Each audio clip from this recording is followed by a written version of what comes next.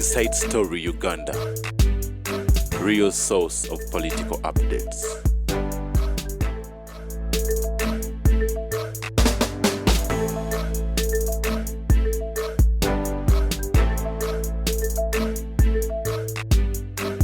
Gwe watugamba nti oyagala abavuka satu boogerako awo nga kiteredde mukubona leero kiki ekiriwo engeri ata yagyotaddeko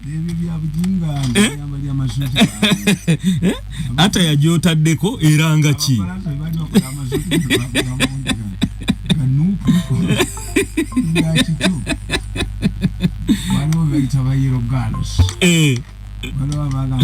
even the blood is yellow. Kankateke wano kajja kwa kafuna bulungi. Bamugoba ku mulimu yero nefuuka green.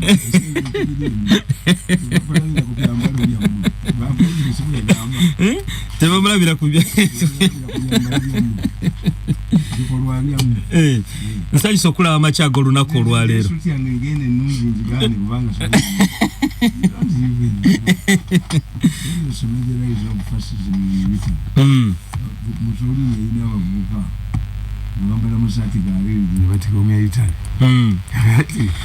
So ata yaza already tezitandise ku guno mulembe zatandika dda naye nga zina kyeziranga. That's why I'm asking you engeri gy'oyambadde eranga ki enyambala yero nga toyomba masuti gange genyambala nsire kweli. You see political symbols nakugamba nti abeena ali mu bwe baleeta basi yali Butime kati Butime omufuuka bali bamuyita Daniel Mugisha oba yalaga wabi nadde njogerako abo tebasobola okuyamba gavumenti handling amawulire bali experience.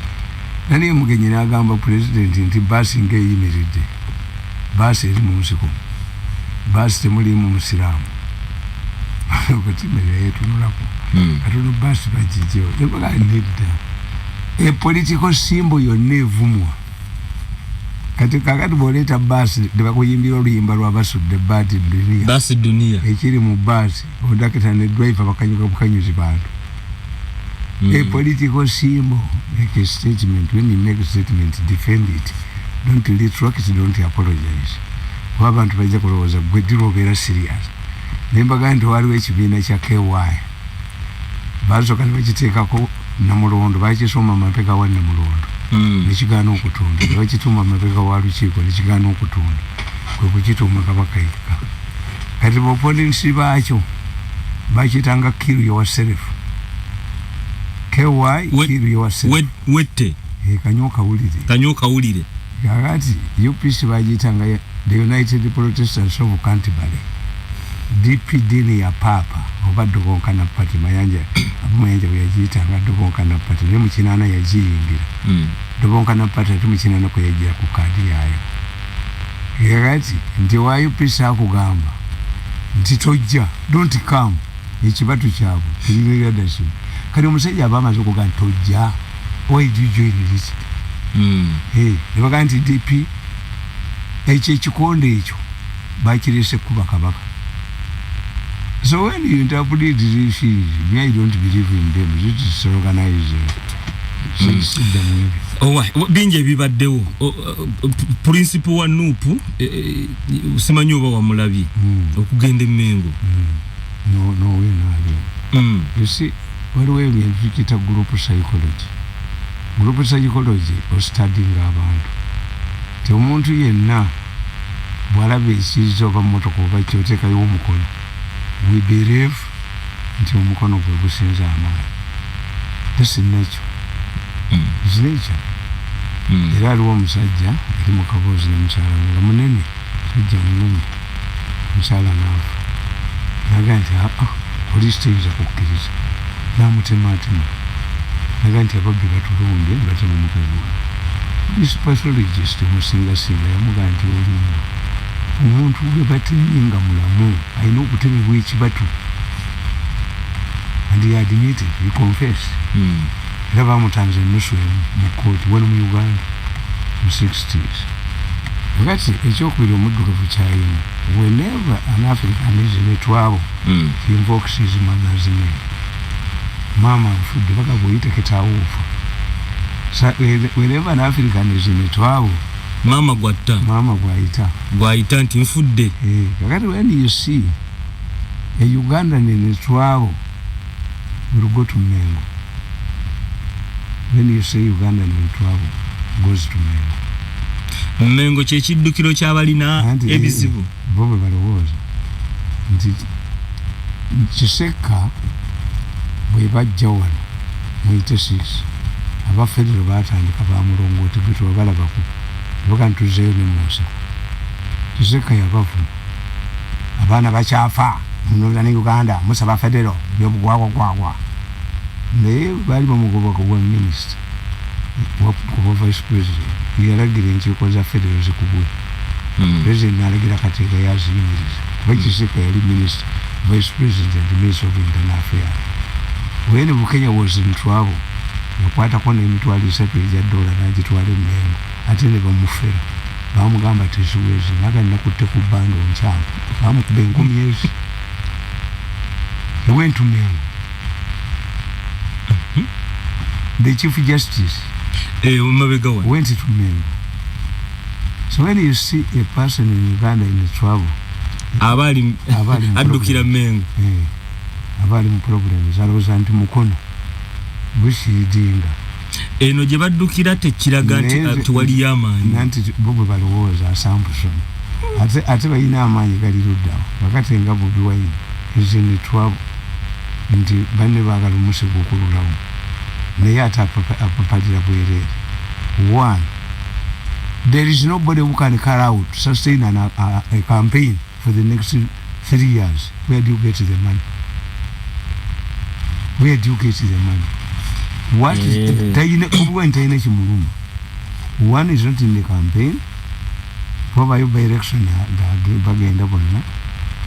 Forget ati ababaka ekimusubiri yekibakolera innovations. Ejo bulamba kandi musubiri cannot be described as a dictator. A dictator waliwo was dictators mu Uganda nga bw'omwogerako akuyolerawo bw'omwogerako bagoba ku program nakyemalira dictators kubanga tebalina power no gyakolaki gyayina sina tuli agakonze 14 years sana bakumusubiri wa mwama wulire gwasibi it's just jokes we abolugamba Mairu Mamongas we ave naye tunulira abantu bano ba dictators abayitirive nnyo nti omulamuzi bakubuuziza what is the source of your income your wealth the Supreme Court maintain nga kuba bonna bali mu boat yemu omukwano gwange muwanga bamususpend yali mu program ngeni na commenting nga ku muntu kati those are was dictators. A dictator cannot create several levels of authority nga balonda nnondo tidisuziro nabalonda nnondo dulimi saloko government ati nkugamba Museveni kye yabakolera bayigira ku dipyo okusalanga eddiiro opposition tebeerekamu ne baba blocking kakati ikeje bagita grasshopping bali move from one opposite to the other here unless you resign and go back and come back on a different ticket tova mu parliament ate bakyuka mwaka gusembyeyo yakite ate era parliament yesigala sente zombakawo basigala bazikuwa kati why is this man panicking?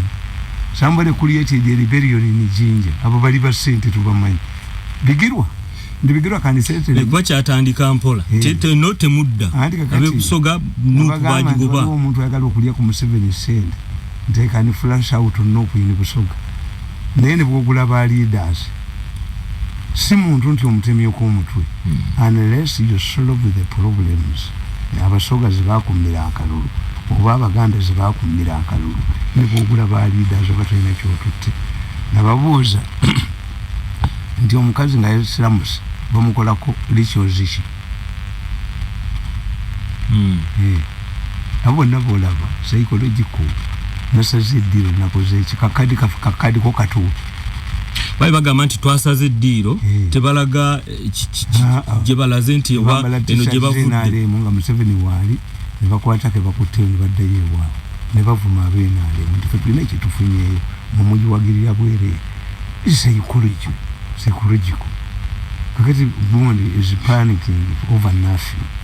Ababaka be bonna sente balina zireta mu kibiina ne bw'abanga avuddemu omwaka ogusembayo the party gets its money from because they bagenderayo ku kadi ya nupu.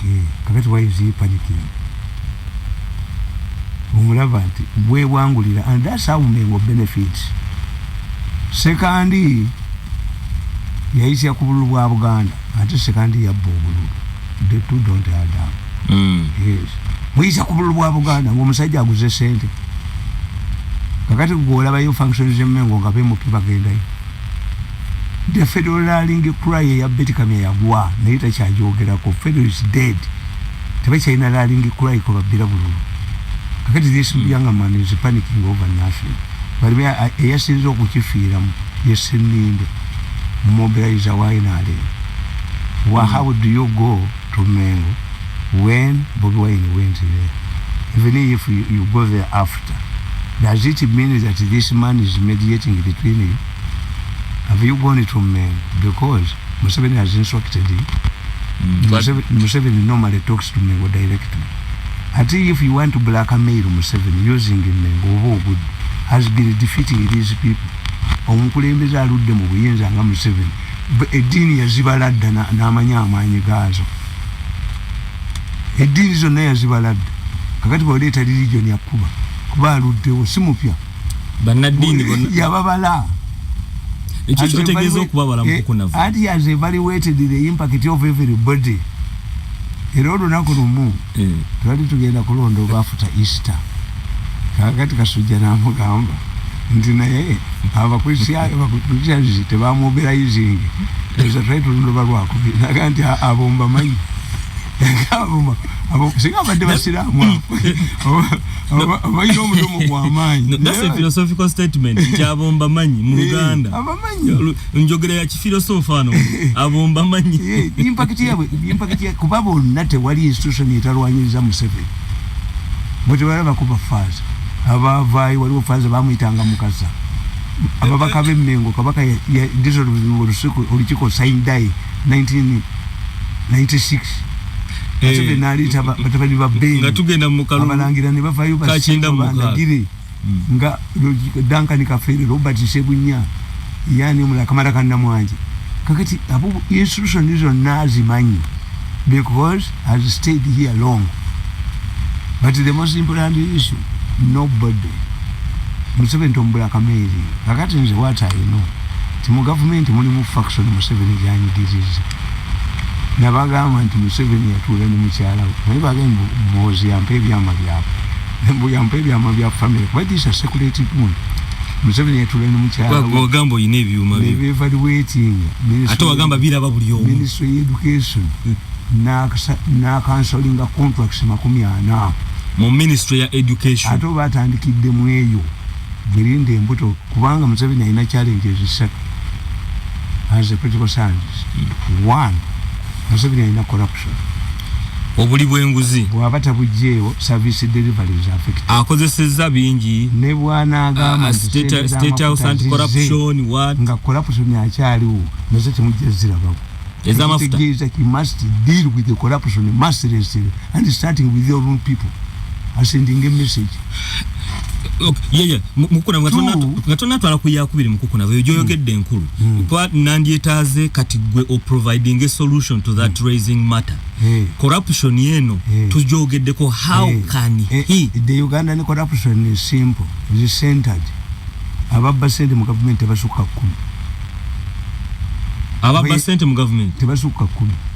Naye balina group yaabwe. Most of the other people hunting dogs. This strategy gye bakozesa nti bategeera nti mu ministry mugenda kubeera mu sente bakuliya kingawo omunyampi n'avaamu bo ne bateekawo waabwe ne babba nakalema gwe gwali omulimu kujjawo bantu tugenda osoma akatabo kange bwe kali wano the politics of abanyampi ne bagamba nti omunyampi is somebody who accepts the responsibility of a matter has not done. Abanyampi bali mu Bwakabaka bwa Nkole. Mugabe bwe yayisanga omukka nga lwavayo n'agamba nze nkikoze Ssaabasajja. Naye bwe towulira wonti akatima sike kakikoze ewaka muswaga waliyo baseegu Kamuswaga ina abaseegu abawemuzi nenga bomwemule ebyobusiru n'ataseka abambo wapa kufumikira wefu bw'okifulumya onokakasa nti wali waseka oyiye kinene ekisesa Kamuswaga wano mu Buganda balawanga balawa bakuma bakakabaka yigala kitegeeza yigala jibatwalanga abantu ne babajjamu amaaso yigala Kasagama Tambiru nga namugongo. So all the kings were there. Why? They were human beings.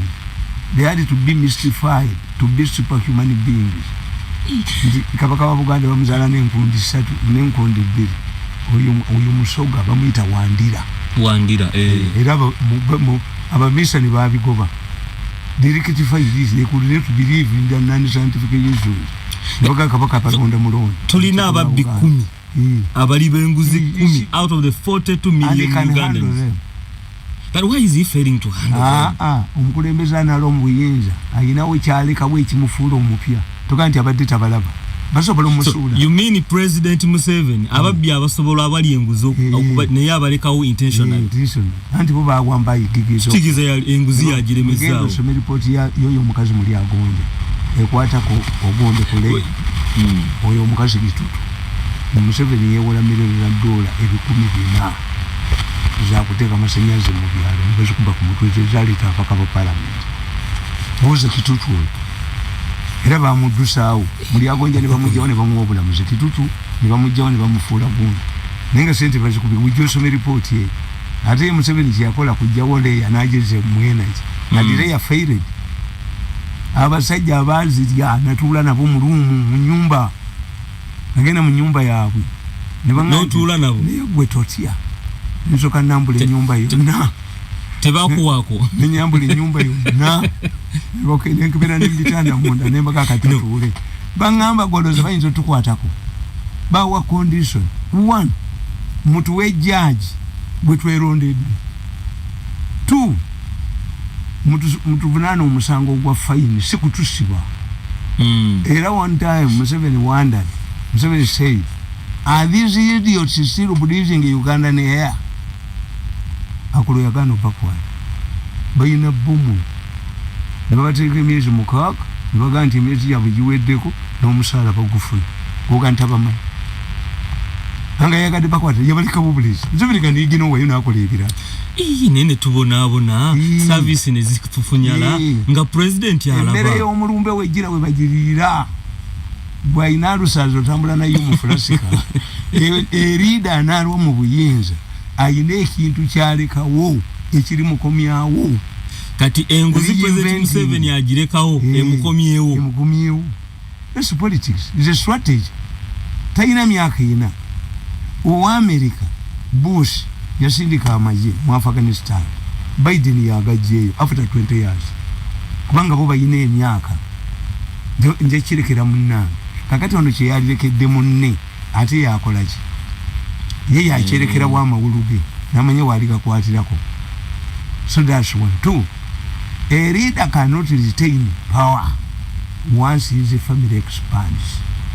Je bafumbirwa ne je bawasa buli omwe aleeta abeewa kati ne small economy like ours kimuvuula ba nti tugabana kamyo engalo zisinganye Goganti bamekaba family extending family ngazi babunonyereza bali venye cyane gulu. How many people do pay revenue mwa baba 10 ani asasula revenue sorry.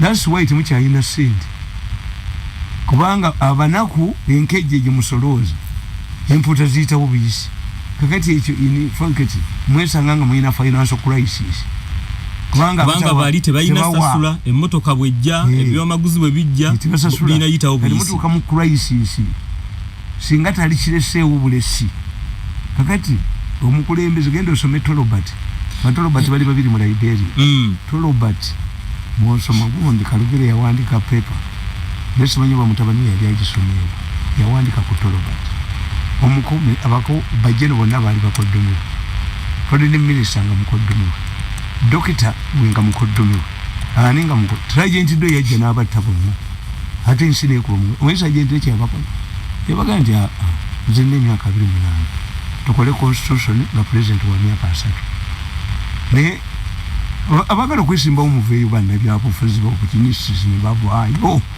naga nti katusooke tugiteeke ku bbali abo be babadde balimisa gavumenti awo katusooke tugiteeke ku bbali emyaka egi aweza ameka asatu yaga nti abo abagivuddemu abo nzemba nekikoze butereevu mbakange baveemu kuba babadde batawanye eggwanga Rawlings ye yabakuba amasasi yite yabalinza embaze nezigalawo endulunga zivuga why corruption yali eyisize so corruption gundi nepotism manyi gundi ye Kennedy yaronda muganda we kubwato ne jeno bamuga nti wa nepotism kinaga nti nedda nepotism okitegeeza okulonda omuntu wange nga muganda nga tasobola. My younger brother is one of the best attorneys in USA. Satalina kungana mulonda kwa yasinga. He qualifies. Yigundi Kennedy beyagamba. Nepotism only means where you give somebody a job when he's not qualified. Nga wo. Nebo aba qualified. Kakati nebo aba wo. Mu Bible yaba. But disciples ababiri abaluganda teyabatwala. Yaleka wo mu bombi yabatwala. We are qualified. Kati ebyo so enguzi eyo challenge ya President Museveni era agireseewo intentionally akitegeera ati agikwata kaba manyi waliwo ettaala eyita ensiri zonna nezokya koloko daireyo giraba eyo gonyi edda ku lukalu nefuwa ekivundu enswera obunyonyi ne bujja bugitakula mannyo ewumba omulundi oguba vi neddayo mu nnyanja ng'ekkuse naye weetuukira okukwata era nze mubasajja wano weetuukira okukwata the duration abasajja bagezi benetya otafiira oyo bwe baakola kyogamu yalina okubeerako nga minisita mu kyogamu naye otafiira yeje nanga nti mutaani wa Mirundi endusu z'endabye zigwandagala sente eziri wali that's a trap. I'm not going back. Otafiire is the only minister who did not attend yatumayo junior we hope mwezi naye kyezaba kola ekimanyi sente za choka mutezaba lebeesa president anonya akalubomu ne mukyala we ate java talekaayo bantu yakenonyeza bwobu nga bano bali dented era kakati yoseninde ekibava bapanikinga balo Muhoozi factory etesekizo kulimba wakakati obutabala abantu bano problemu yabwe gye bayina they use fire brigade methods tebatula wansi tebayina tiimu etuula ne bwembalaba nga batudde bawulira birowoozo bya muntu omu ate omuntu ogundi omusajja bwendaba ennyo nkosa oyo profesa abantu bagezi babasajja bakulu bantu bayinamu mwenda nakugaa nti mwenda baatabuka nabagaa nti ompita wa iso buli kyama kyange kyonna muzeeyi yakirina bwobitwala bwe tomanyi nti Mirundi yasomba ebyama bannange nze nsomba ebyama nga mbitwala nze mbijjawa Muhoozi yamu ebyama bya family these are deeply separate meetings nali mulabyeko kakati eyo meeting gye mwali Muhoozi yagirimu ekitegeeza profesa yabagamba nti katubagamba buulira omusajja oyo timugamba nti mulimu muffe amuwa ebyama no kubanga ffenna tudamejinga kyenkanyi olaba profesa wa psychology yabaga nti ffenna tudamejinga kyenkanyi ekitegeeza muffe simwe muli amuwa ye mwenda nabaga nti omusajja alina amajiini omusajja namulaba mu mmotoka yange n'agivaamu mba ngenda omutomera nga asala oluguudo nenjikuba ekigo n'ayitawo bantwala mu ddwaliro omusajja namusangayo the man is there nga balati bandabo si Katonda agambe nti ne wano waali era bamugaa nti naye omusajja otya muti naye omusajja omu n'abagamba nti abo abasajja abalooma baali babalina ababula waliwo olunaku lwe bagamba nti bagenda kunkwata nenkubira mikwano gyange essimu prison abange muntegereyo kaaluumu akali comfortable nti kale nze nabalayizi bangi wanyambye abantu bangi naye bagamba ababwino bakuba nti omusajja addusa yenze Tanzania. I was seen at the Mutukula border, I was seen at Malaba, I was in Kampala. I was in Kampala. Nimbaga nze ndi mu Kampala. Boba akulaba eri nenga goli wala mu. Nimbaga ndi mu Kampala. So kakati gundi Muhoozi fact ezemu anti Muhoozi abakola bwati mbadde nkibanyonyola nti balowooza tajja kuva mu magye kakati nga ye Museveni akugamba nti ye ayina vision we abagamba vision abantu bakitegera bakiyita magezi vision si magezi vision is a dream you have today whose fruits will be realized in a period not less than 20 years. Era kyo kitokwolesebwa. Oyolesebwa okiri maaso. Yagenda okumuwa senior advisor special operations. Who can define special operations? I think tekuli military. Never kyali badde kya military. To sustain the president, the commander in chief in the power can be described as a military operation. Awona kakati bano bonna badde bagamba nti afula kutinga lulu z'amagye n'abayitako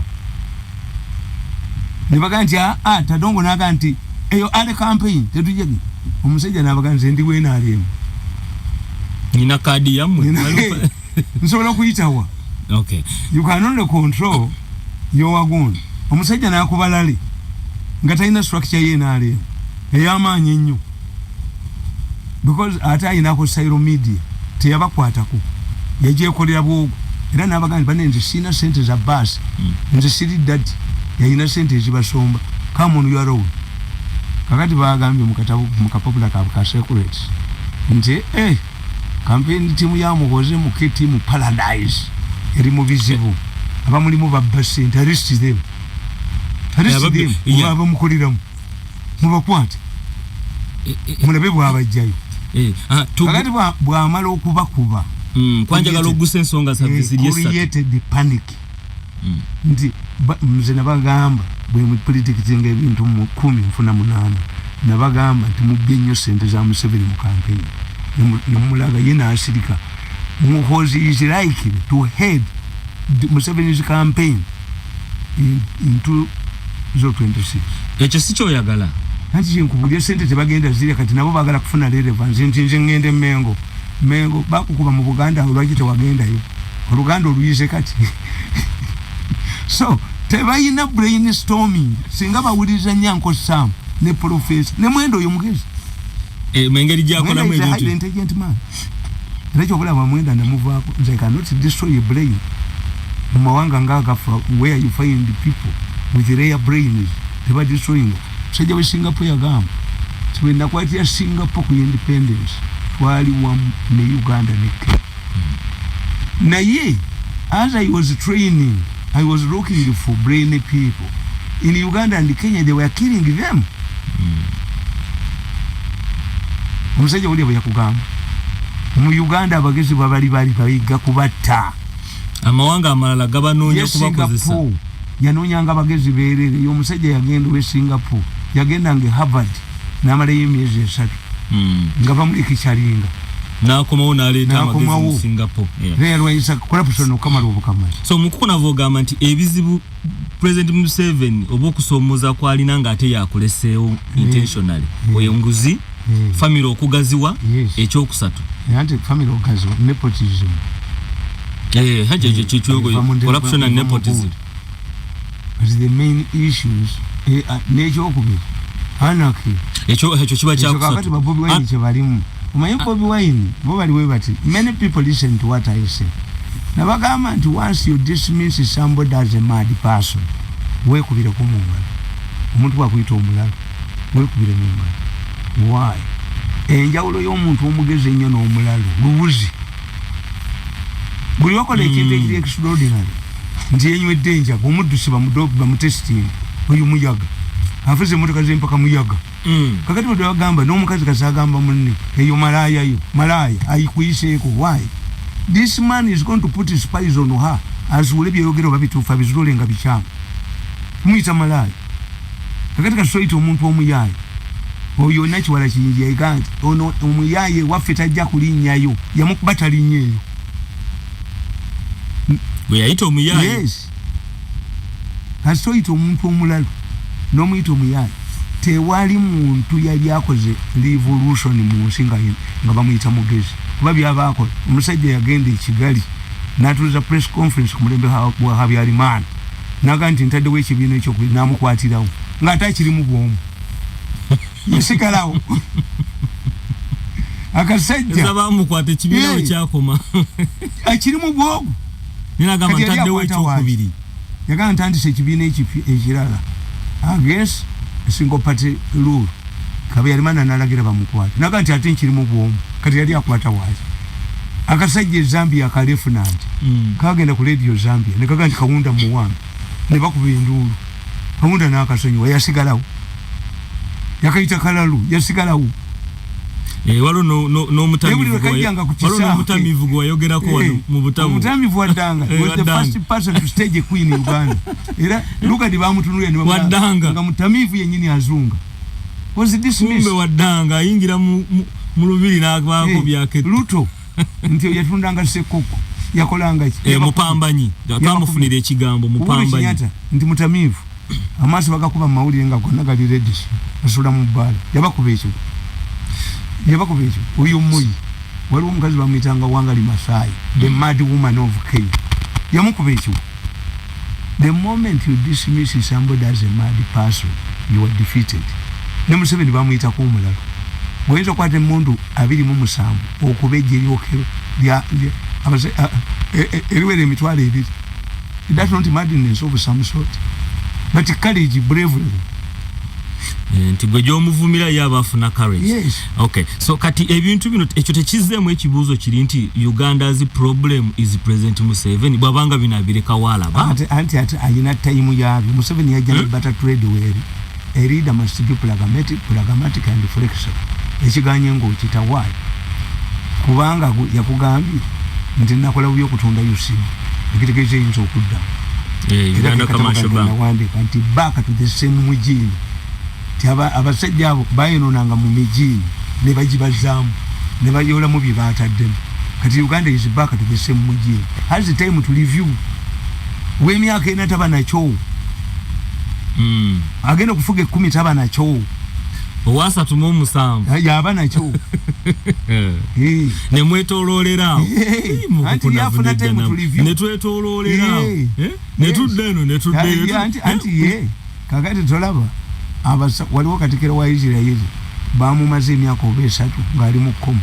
The doctor bo bakiraba kituufu wa bajje kibuuza nti tumukwipinze nga ali alive alive emyaka kino gyonna obwongo bwa Lenin babutereka mu masanyalazi. You know how much money they were paying. So politics tamanyi time, politics tamanyi money, politics tamanyi ishi ukugezesa if you kakati nakugamba the rule of farmer scheme yali mu UCB mwene yagireta saako entandikwa ya Kisamba Mugerwa saako ne Paris money enjawulo eriwo apart from changing names because the country must be kept in hope. Era mu bavuka batumbe ewu nogamba mukazi wonti sina sente za lero tunaluyita mu tukyolo nako bwabba omuvubuka nga gamba bwoti gwekwata esimu y'obwoti naye musajja gwe akakadde nakaganye juza sente zange ng'alumika mukuku nava oyingidde mu bulimba anti amaka obulimba n'essuubi kyekimu hope and lie kyekimu nkugambye nti abasajja abaganda yageranga mukazi wagenze ku lubingi naddira olugoye lwa mukazi we nenga tunabipimako ekyayi obuzzukulu ne bumuganda yajja omusajja tumulabye apima olugoye afumba emyezi 6 alinda lugoye naye ng'omusajja mwafu muyitirivu naye mmwe sirina sente ensi erina kufugirwa mu hope. Aye kati mukokola gwe kyonnyonnyola buba bulimba anti ensi efugirwa mu hope amaka gafugirwa mu hope singa kati tetusuubira genda mu ggulu ensi yalibadde eti oba kakati musuubirayo ekibonerezo mu ggulu era mutta abantu mubba what if nga tetulina hope nti wali yatusinga ate alitulamula ensi yalibadde bubi nnyo. Yes. So ensi efugirwa mu hope. Maliriza ensonga ya gundi wagikoonako kati n'otagiggusa mukukunavu eya NSSF land title nayo terabika kiki ekirimu NSSF. Let me tell you, they are creating trouble for themselves. And how can they get out of this? Parliament is dragging itself into unnecessary wrangles. Why? I think most of the parliamentarians workers house actually not workers house parliamentarians I think some are even involved, so they want to cover their footmarks by creating the abanyampi There is no way a parliament can put up a parliamentary committee to investigate any session. Parliament would order the Auditor General to carry out an immediate audit of the National Security Fund. What does kwanga basaba akakiiko speaker yalagira akakiiko investigating to delay problem, to divert attention, to help people to escape. The recommendation make easy ataba basajja parliament bagezi abantu bamanyira bandika parliament mchinana parliament ine ebintu byekola. If they want to kill a report bajikola ku minority report plenary ne baji conflict ne vera to conflict tutwale wikiriwo era kibakola mu gundi muchuga. Yes, we will now have a minority report. 2, waliwo secretary committee ne session committee. A session committee wekola ekintu kikoma mu session yeyo tekigenda munda. But you see parliament spreading everywhere. No, even this money of COVID is a health. The National Task Force, YAM7, you can audit this money. This was a presidential fund. Yeah, the auditing. The Auditor General can only audit money that originates from parliament. But never said the against. Zinezana is a motor come 7 is a somba zona. Is a if you satisfied with what they did, no against the Auditor General for mama uli twaso mama now. Kakati today there are 3 issues in National Security Fund. 1, is it true that this man was sacked? He did not renew his contract? If, why do you drag on? Let the new manager carry out the failures of this man. Kubanga file agenda kubazira. Kakati bano weche bakoze batwala amongi. Omanyempera kubagwe omuntu mu national park abagitirawo. Kyobala nabagamba nti Museveni decided to go to the bush. Why? If he had staged a coup, tetwali bivuddemu nga gundi yakiyiwa kati yeye akola surgery, political surgery. Who can dare ogenda mu nsiko yakijjawo? Kakati bano bayina appetite eyokusensalinga ba minister to cover their footmarks. I think some people behind this. When you bring a committee namongi omutwaliramu. When you do this, kakati mugenda kuleeta ebizibu bingi. Ekibalowoozezza nga abakidduka. End up in prison. Ate naye ajja kuvomitinga. Kakati, why don't you decide? Is this man going to retain his job? Kubanda bamawuli bamuteekako X. Why don't you allow this man to go? Yekolera ebirala. Ebembanga tugenda linyuza contract. Mumulize n'amalako contract nemutegirenewinga. If this man had mismanaged the fund, all of these audits they are talking about would have been carried out. Ngatanavaawo. Nete muyita kukkiriza nga amaze okuva ne mudda mu parliament nereeta kino nereeta buli olaba parliament weeraze balina bye baagala okugera tikigwere mu bo waliwo abali paniki. What is the interest of these institutions? Eyo package basoose okuwona nti senyi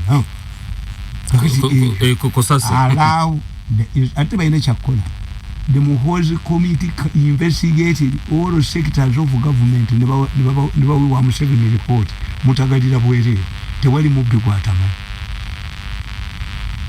Tewali mubbi gwatama. Muhoozi committee investigated all departments of government. Never mukolia report. Museveni to get it from me. Museveni taina mubbi gwatama nikati. Erejja kubakola. Kuba ya assignment kati jaina. Came his family members and to stop corruption.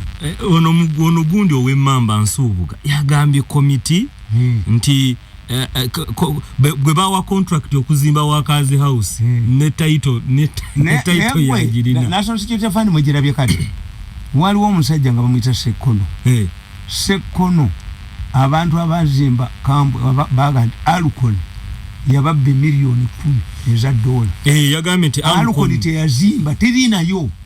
Alcohol was a registered Kenyan company that he was a chichupuli.